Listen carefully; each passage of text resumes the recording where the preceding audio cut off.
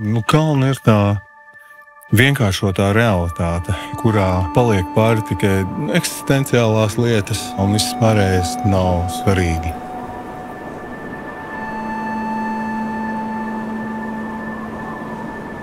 Sasnieguma alpīnisms tas ir par robežu pārkāpšanu, ka tu nevari dabūt tieši tos sasniegumus, ja tu turies tajā drošajā zonā. Kaut kur tev ir jānostaigā pa to naža asmeni, un kaut kur tev ir jānoriskē vairāk. Un tādu cilvēku viņu kļūst mazāk. Pēc rezultātiem tad tas ir Pauls.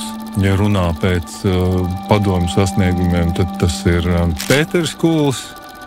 Bet, ja runā par iniciatīvu, atbildības uzņemšanos un tās kalnu kultūras attīstīšanu, tad tas ir Ķirs. Tur nav nekādu šaubu.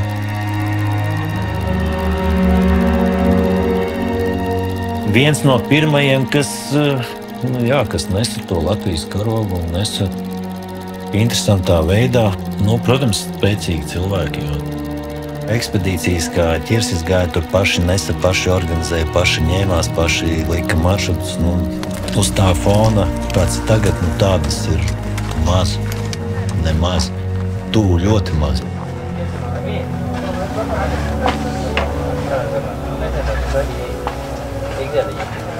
Kāpēc viņš to darīja? Tā kā viņam tas bija svarīgi. Vai arī var teikt, tas bija egoisms. Viņš teica, tā kalnā kāpšana ir kaut kas starp, kā viņš teica, starp sportu un mākslu.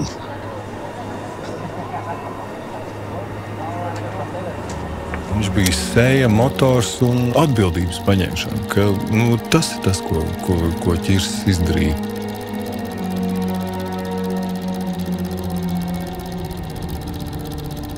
Kā tas būtu, ja Ķirs nebūtu bijis? Vai tur būtu radies kāds cits celmlauzis, kurš atvērtu to pasauli vaļā?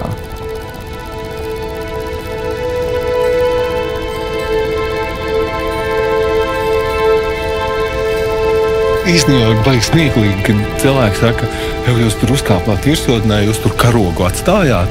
Viņam tas ir priekšstats, ka tu iespraudi karogu un atstāji tajā virsotnē. Tad Ķirs ir tas karogs, kas tajā virsotnē ir. Viņš ir tas karogs, kuru arī cilvēki zina, kuru cilvēki ierauga. Viņš ir kaut kāds simbols tam, ka tas ir iespējams.